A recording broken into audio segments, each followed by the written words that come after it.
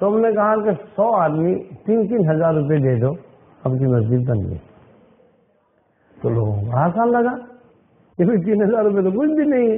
میں نے لاؤ پھر بڑی سے بڑی مسجد ہے. ہم نے سلور کی جامع مسجد بہت زبردست، پورے مراٹھواڑے میں نمبر 1 کی مسجد ہے جو جامعہ نے بنائی ہے.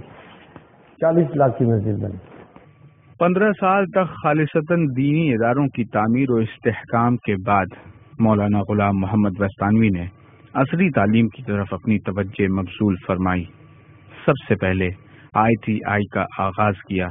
اس کا مقصد یہی تھا کہ کم پڑھے لکھے مسلم نوجوانوں کو انڈسٹریل ٹریننگ دے کر جلد از جلد روزی روٹی سے لگایا جا سکے. اس تجربے میں انہیں بڑی کامیابی اس وقت ملی جب حکومت مہاراشٹر نے اسے A گریڈ کے ITI کے درجے پر سرفراز کیا اور پھر یہاں کے فارغین کو اچھی نوکریاں بھی ملنے لگی. مولانا کو اس سے بہت حوصلہ ملا. چنانچہ احمد نگر، مجلے گاؤں اور انوا میں بھی ITI کی شروعات کی. نئی صدی کی ابتدا میں جامعہ نے ITI کو آگے بڑھاتے ہوئے پولی ٹیکنک کالج کی شروعات کی، جہاں بھی نصرت الہی نے کامیابی عطا کی. جامعہ نے فوراً نندربار اور مالیگاؤں میں نئے پولی ٹیکنک کالجوں کی تعمیر کا کام جاری کیا. جامعہ نے محض پولی ٹیکنک تک اپنے آپ کو محدود نہ کرتے ہوئے سن 2010 میں ایک انجینئرنگ کالج بھی قائم کیا.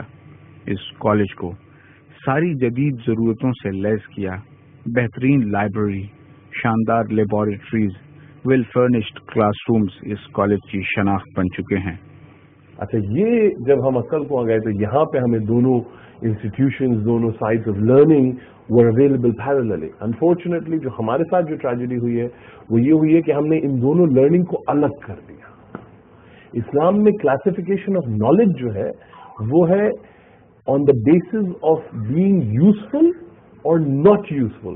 دا classification of knowledge in Islam is not دینی اور دنیاوی، it is all one. ITI کے اندر ہمیں کامیابی ملنے کے بعد ہم نے پالیٹیکنک کی طرف اپنا رخ کیا. جب ہمارے بچوں کو ہم نے یہ دیکھا کہ ان کو پالیٹیکنک کے بعد BE کے ایڈمیشن کے لیے بڑی دقتیں سامنے آ رہی ہے، تو ہم نے اکبر پٹیل کے ساتھ مشورہ کیا کہ بھائی اپنے BE انجینئرنگ کا بھی کورس شروع کرنا چاہیے تاکہ ہمارے بچے ادھر ادھر مارے نہ پھریں. ٹیکنیکل تعلیم کے ساتھ ہی جامعہ نے میڈیکل ایجوکیشن کی سمت بھی پیش قدمی شروع کی. سن 1996 میں احمد غریب یونانی میڈیکل کالج کے قیام کے ساتھ ہی جامعہ نے میدان طب میں بھی اپنی علمی سفر کا آغاز کیا. یہاں بھی سرخروئی نصیب ہوئی. چنانچہ کنج کھیڑا میں ایک اور یونانی کالج، یونس فضلانی یونانی کالج کے نام سے جاری کیا. ان دونوں کالجوں میں بہترین انفراسٹرکچر اور شاندار فیکلٹی کے ساتھ یونانی پیتھی کی تعلیمات کو فروغ دینے کا سلسلہ جاری ہے. جامعہ کا تیسرا یونانی میڈیکل کالج احمد نگر میں تکمیل کے مراحل طے کر رہا ہے. ان کالجوں سے متصل ہاسپٹلز بھی روزانہ سینکڑوں مریضوں کا علاج کرنے میں سرگرم ہیں. مولانا کی طبیعت متحرکہ نے اس کے بعد انہیں ایسے کام کی طرف مائل کیا جس کا خواب آنکھوں میں سجائے صوبے کے کئی قدیم مسلم ادارے برسوں سے کوشش میں جٹے ہیں، مگر کسی کو کامیابی نہیں مل سکی، اور وہ ہے ایک مسلم رن MBBS کالج کی تعمیر. اورنگ آباد شہر کے قریب بدنا پور میں جامعہ ہی کی ایک شاخ میں 25 ایکڑ زمین پر جاری تعمیراتی کام کو دیکھ کر یہ اندازہ لگانا مشکل نہیں ہے کہ مولانا غلام محمد وستانوی MBBS کالج کے آغاز سے کتنے قریب تر ہو چکے ہیں. Indian institute of medical science and research کے تحت تمام تر طبی آلات سے لیس 300 بیڈ کا ہاسپٹل جاری ہو چکا ہے.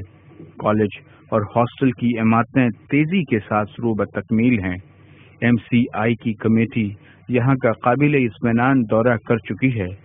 اللہ کی مرضی شامل حال رہی تو انشاءاللہ 2013 میں اس کا باقاعدہ آغاز عمل میں آئے گا.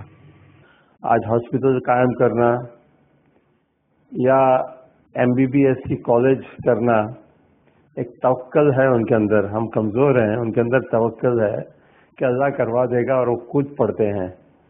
اللہ جزائے خیر دے مولانا کو، اور ہم دعا کرتے ہیں اللہ ان کو لمبی زندگی دے، تندرستی دے، اور جو انہوں نے شروع کیا ہے اس میں ایسی کوالٹی آئے کہ غیر مسلم بھی اس ادارے کے اندر لائن لگا کے کھڑے رہے ہیں.